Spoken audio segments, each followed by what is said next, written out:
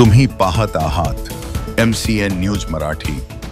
जळगाव जामोद तालुक्यातील जामोद येथे ग्रामीण भागातील सर्वोत्तम अभ्यासिकांपैकी एक अशा अभ्यासिकेचे उद्घाटन व पुरस्कार प्राप्त गुणवंत शिक्षक व ग्राम विकास अधिकारी यांचा सत्कार समारंभ स्थानिक ग्रामपंचायतमध्ये 17 ऑक्टोबर रोजी आयोजित करण्यात आला होता। ग्रामपंचायत अभ्यासिकेमध्ये मुला-मुलींना स्वतंत्र बसण्याची व्यवस्था, टेबल खुर्ची, पिण्याचे पाणी, स्वतंत्र टॉयलेट, वॉशरूम, स्पर्धा परीक्षा, पोलीस भरती, विविध प्रवेश परीक्षा, कादंबरी, आत्मचरित्रसह इतर सर्व प्रकारची पुस्तके उपलब्ध आहेत। तसेच शांत व निसर्गरम्य स्थळ असल्याने अभ्यास करण्यासाठी उत्तम व्यवस्था विद्यार्थ्यांसाठी या ठिकाणी करण्यात आली आहे। यावेळी महाराष्ट्र शासनाचा क्रांतिज्योती सावित्रीबाई फुले राज्य शिक्षक गुणगौरव पुरस्कार प्राप्त करणारे दीपक उमाळे, जिल्हा शिक्षक गुणगौरव पुरस्कार प्राप्त प्रल्हाद हिस्सल व ग्रामविकासाचे शिल्पकार 2025 पुरस्कार प्राप्त करणारे ग्रामविकास अधिकारी तुळशीराम चौधरी यांचा सत्कार उपस्थित मान्यवरांच्या हस्ते करण्यात आला। याप्रसंगी सदर अभ्यासिका जामोदकरिता मोठा बदल निर्माण करणारी ठरेल असा विश्वास व्यक्त करून अभ्यासिका ही काळाची गरज असल्याचे प्रतिपादन समाधान दामोदर यांनी केले।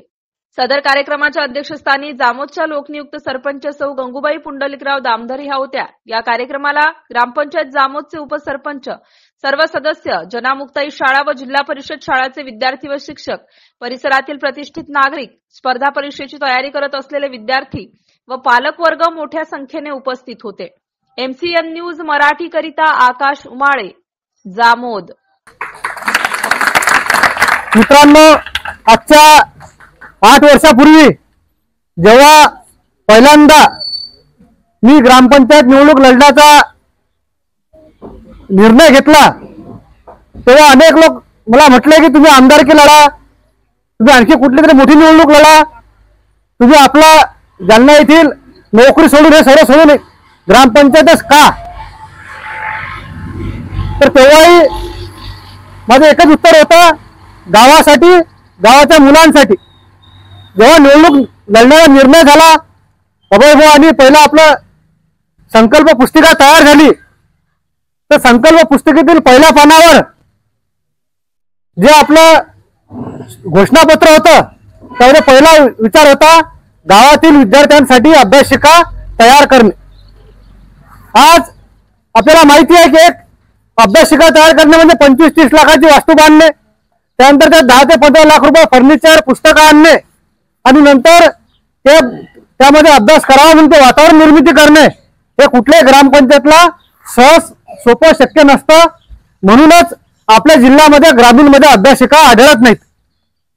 आज जर आपण आपल्या परिसरातील, आपल्या जिल्ह्यातील, मतदारसंघातील वातावरण पाहिलं तर इथे अभ्यासिका किंवा शिक्षणापासून लोक कसे दूर जातील याकरताच विशेष लक्ष दिले जात आहे।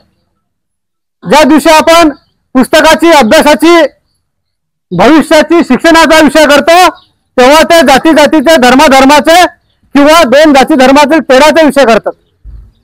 पण बंधूंनो, एक लक्षात घ्या, समाधान दामधर इथलाच मुलगा आहे। मी पण अभ्यास करायला मरी मातेच्या मंदिराने 6 वर्ष अभ्यास केला। माझ्यासोबतचे अजूनही मित्र इथे आहेत। आपल्या सर्वांना माहिती आहे की आपल्या गावातील मुख्य व्यवसाय शेती आहे। शेती म्हटलं म्हणजे घरामध्ये शेताचा माल येईल, शेती म्हटलं म्हणजे घरामध्ये चूल होईल, शेती म्हटलं म्हणजे छोट्या घरात तिथेच कापूस राहील, तिथेच अभ्यास करावा लागेल, तिथेच चूल राहील। या सर्व परिस्थितीला मात देताना घरात सर्व व्यक्ती घरात असताना अभ्यास करणे हा सोपा विषय नाहीये। त्याकरता एक अशी वास्तू तयार करणे की ज्याला फक्त इथे येऊन बसावं एवढीच एक अट आहे। इथे तुम्हाला पुस्तकं मिळतील, इथे पिण्याला पाणी मिळेल, लाईट मिळेल, फॅन मिळेल, तुम्हाला जे वाटेल ते पुस्तक मिळेल। जे पुस्तक उपलब्ध नसलं ते 7 दिवसात, 10 दिवसात उपलब्ध करून दिले जाईल। आणि मी पूर्णपणे गॅरंटी आहे की पुढच्या 5 ते 7 वर्षात जसं अभयभाऊ पाडेसाहेब, बोरखेसाहेब बोलले, आपल्या गावातून या मंचावर बसण्याकरता अधिकारी तयार होतील म्हणजे होतील।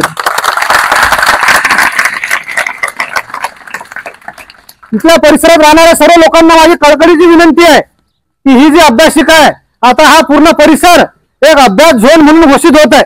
ज्याप्रमाणे जिथे दवाखाना होतो तिथे हॉर्न वाजवायला बंदी असते, तिथे लाऊडस्पीकर वाजवायला बंदी असते, तिथे कुठले दुसरे व्यर्थ कामं करायला बंदी असते, ज्याप्रमाणे शाळेच्या जवळून जाताना हॉर्न वाजवायला बंदी असते, तसेच ही अभ्यासिका आपल्याला एक पवित्र स्थळ म्हणून इथे जपायचे की इथे या झाडाखाली बसला तर त्याला अभ्यासिकेसारखंच वाटलं पाहिजे, असा हा पूर्ण परिसर आपल्याला इथे जपायचा आहे. आणि मला माहिती आहे की इथला प्रत्येक व्यक्ती हा इथं शिपाई म्हणून इथे देखभाल करेल, इथल्या विद्यार्थ्यांचं संरक्षण करेल, याची मला शाश्वती आहे. आज ज्यांचा सत्कार आहे त्यांच्याबद्दल बोललो आपण, जेवढं बोललो तेवढं कमीच आहे.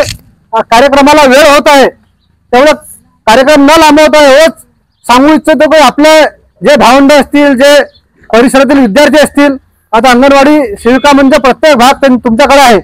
या गावाची खरी ओळख, या गावाचा प्रत्येक घराही संपर्क कुणाचा असेल तर तुमचा आहे. आमची एकच इच्छा आहे की प्रत्येक घराला हे माहिती झालं पाहिजे की लहान मुलांकरता अंगणवाडी आहे आणि मोठ्या मुलांकरता अभ्यासिका आहे. मित्रांनो, आज वाढदिवसाकरता आम्ही 2 कार्यक्रम ठेवले आहेत. एक सत्कार, दुसरा अभ्यासिका आणि तिसरा कार्यक्रम आहे दुपारचा बांधकाम कामगार नोंदणीचा कॅम्प. बरेच लोकांनी प्रश्न केला की एकाच दिवशी हे 2 कार्यक्रम घ्यायचं का असं. काल किरण पाटील म्हणून एकाच आज संध्याकाळी ठरत आणि दुपारीच का, आपण एक दिवस लेट घेऊ, आणखी मोठा कार्यक्रम होईल, आणखी चांगला होईल. पण हा कार्यक्रम ठेवण्यामागचा उद्देश हा आहे की ज्या लोकांनी या अभ्यासिकेचा वापर केला नाही त्यांना दुपारची कामगार नोंदणीचा फॉर्म भरल्याशिवाय पर्याय राहणार नाही.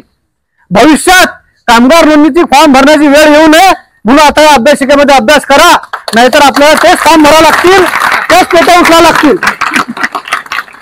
आपण इथल्या पुढाऱ्यांचा सत्कार करतो की तुम्ही पेट्या दिल्या. मी म्हणतो सर्वात दुर्दैवी गोष्ट आहे की या पेट्या डोक्यावर घेऊन यावं लागत आहे. पुढच्या पिढीला ही पेटी डोक्यावर घ्यायची वेळ येऊ नये त्याकरता आज या अभ्यासिकेचं उद्घाटन आहे आणि हे अभ्यासिका लक्षात राहावी म्हणून दुपारचा तो कार्यक्रम आहे. एवढं बोलतो आणि थांबतो. धन्यवाद. जय हिंद, जय संविधान. कॅमेरामॅन नितीन ढकेसह प्रल्हाद दातार, साक्षीदार न्यूज, जामोद.